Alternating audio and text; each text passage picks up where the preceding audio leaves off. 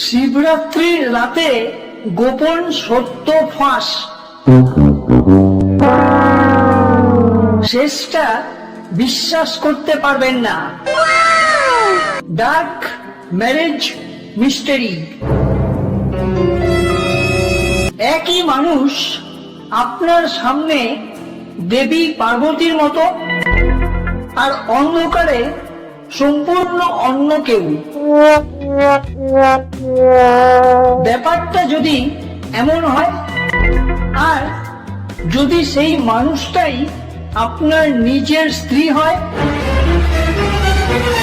শিবরাত্রির আগে এই সত্যিটা জানা খুব দরকার, কারণ অন্ধবিশ্বাস কখনো কখনো পাপের থেকেও ভয়ঙ্কর হয়ে উঠতে পারে। যে আপনার খুব কাছের মানুষ, যার জন্য আপনি উপবাস করেন, প্রার্থনা করেন, সে যদি গোপনে এমন একটা জীবন বেছে নেয় যেটা জানলে আপনার বিশ্বাসটাই ভেঙে যাবে, তখন আপনি ঠিক কি করবেন? কমেন্টে অবশ্যই জানাবেন। আজকের কাহিনীটা শুধু একটা পরিবারের কাহিনী নয়, এটা আমাদের চারপাশের হাজারো নীরব জীবনের কাহিনী। তবে কাহিনীটা শেষ পর্যন্ত শুনুন, কারণ শেষের সত্যিটা আপনার নিজের জীবনকেও বদলে দিতে পারে। রাধানগরের এক শান্ত গলিতে আদিত্যনাথ ব্যানার্জির ছোট্ট একটা দোতলা বাড়ি। এক সময় একজন ইনকাম ট্যাক্স অফিসার ছিলেন তিনি। কঠোর নিয়ম আর সৎভাবে জীবনযাপন, এই ছিল তার পরিচয়। তার স্ত্রী চলে গেছেন বহু বছর আগেই। একাই মানুষ করেছেন তিনি তার ছেলে শুভমকে। শুভম এখন একটা প্রাইভেট কোম্পানিতে চাকরি করে। চাপ, টেনশন আর টার্গেট, এই নিয়েই ওর বর্তমান জীবন। ছেলের বিয়ের পর আদিত্যনাথ বাবু ভেবেছিলেন বাড়িতে আবার আলো ফিরবে। রমনা এখন তার পুত্রবধূ। শান্ত, ভদ্র, ধর্মভীরু, এক ঘরোয়া মেয়ে বলেই বিয়ের আগে সবাই তার প্রশংসা করেছিল।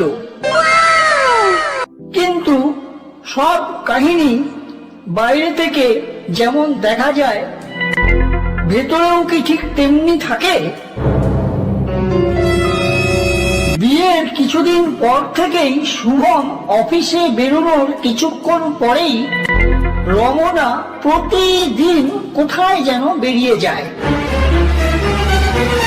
ওর পোশাক পরিচ্ছদের কুরুচিকর ধরন ধারণ আদিত্যনাথ বাবুর বুকে যেন একটা পাথর চাপিয়ে তার দম বন্ধ করে দিতে চায়। ও ফিরে আসে সন্ধ্যের পর।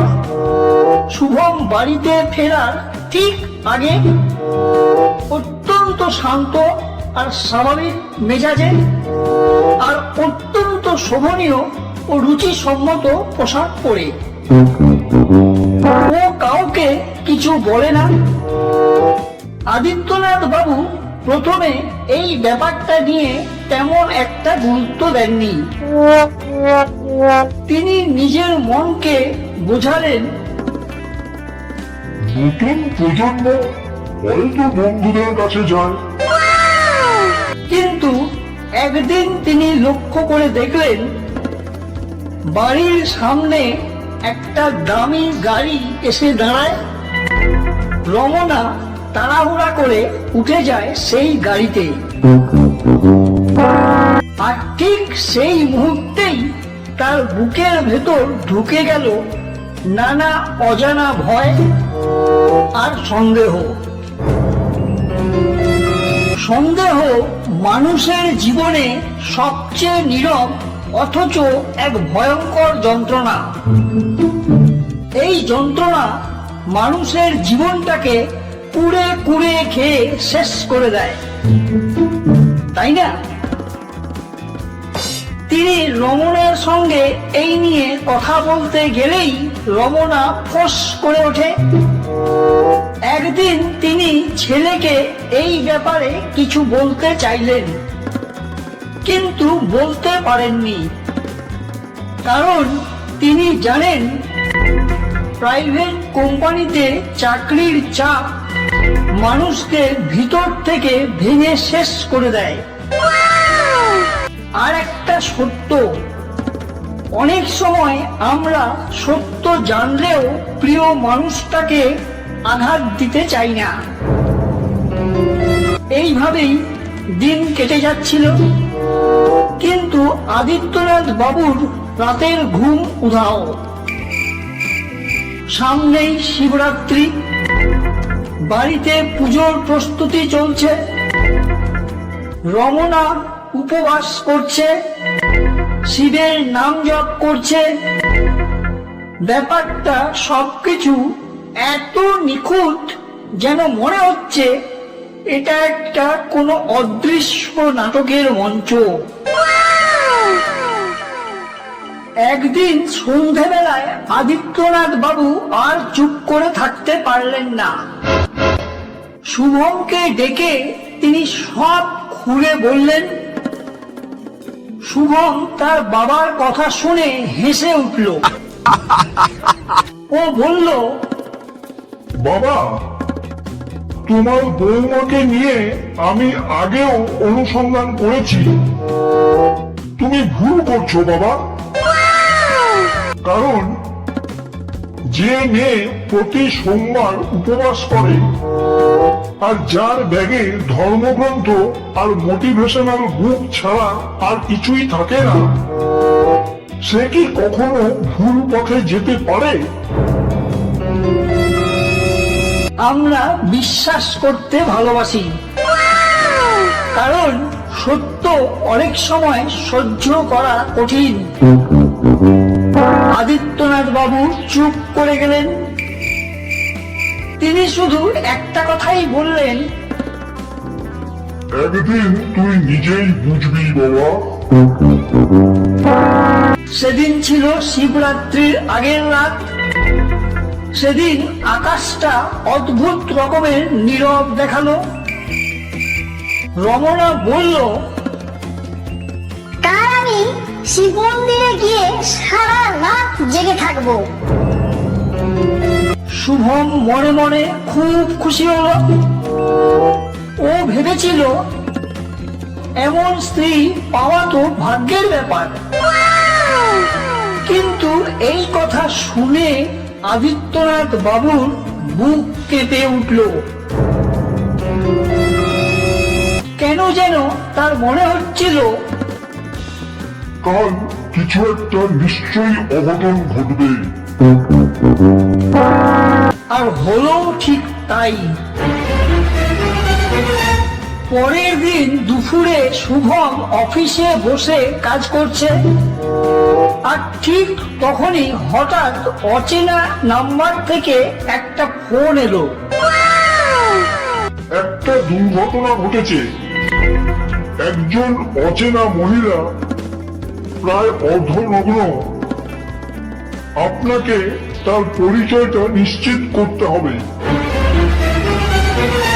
এটা ছিল লাল বাজার থেকে আসা এক পুলিশ অফিসারের ফোন। শুভমের মাথা ঝিমঝিম করতে লাগলো, কারণ মহিলার ব্যাগে তার মোবাইল নম্বর পাওয়া গেছে। জীবনে এমন কিছু মুহূর্ত আসে যখন সময় যেন থমকে দাঁড়ায়।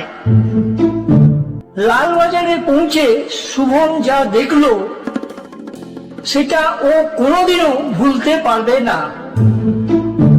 মুখ ঢেকে রাখা নিথর একটা দেহ, সেই মহিলার হাতে চেনা আঙুলের একটা আংটি, চেনা শাড়ির আঁচল, সব কিছু যেন এক মুহূর্তেই শেষ।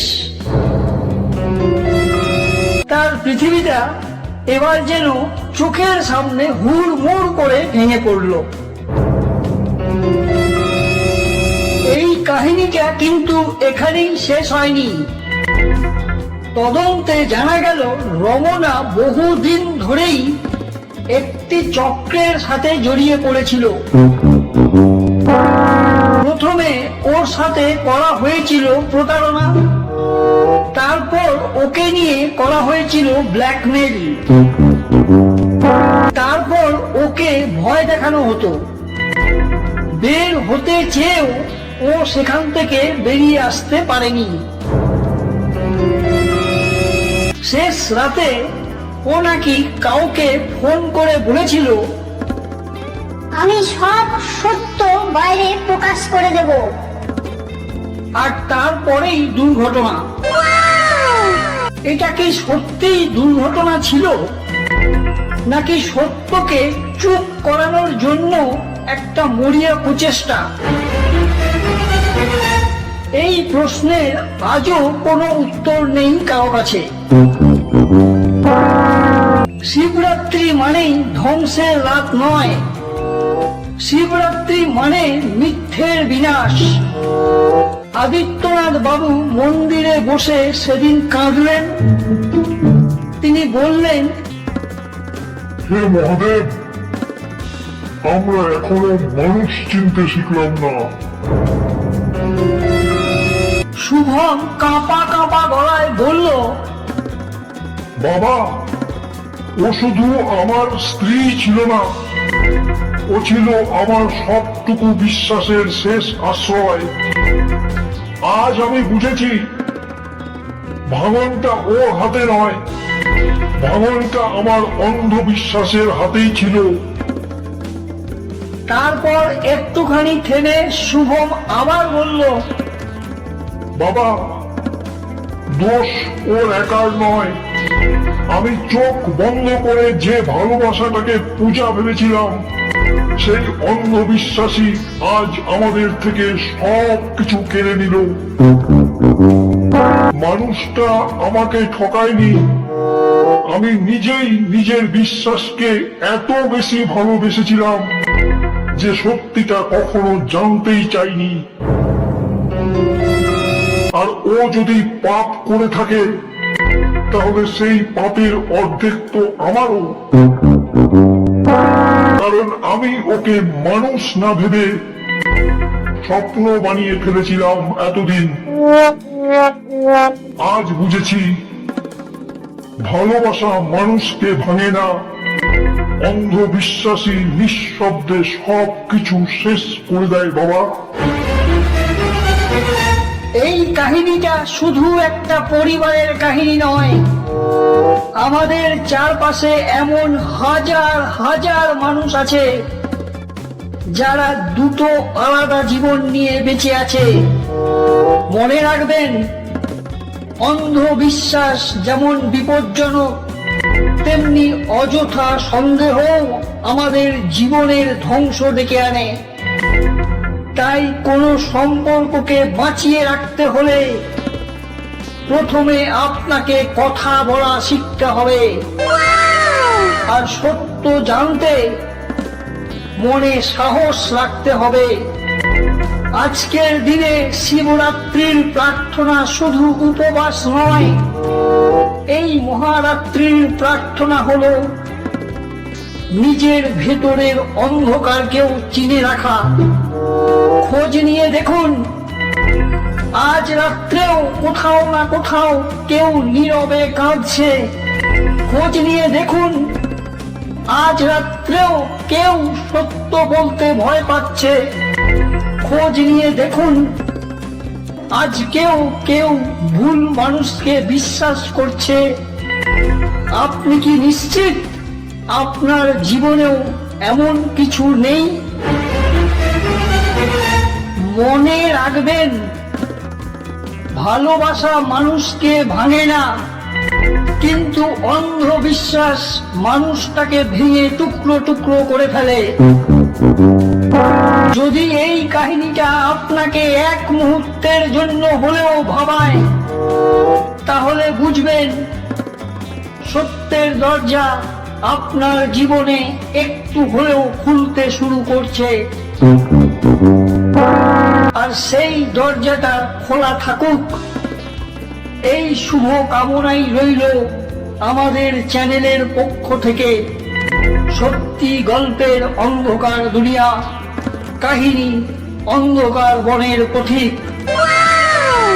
কারণ কিছু কাহিনী সত্যিই শেষ হয় না, আমাদের অন্তরের গভীরে সেই ক্ষতটা হয়তো ক্ষীণ আশা নিয়ে আজীবন বেঁচে থাকে।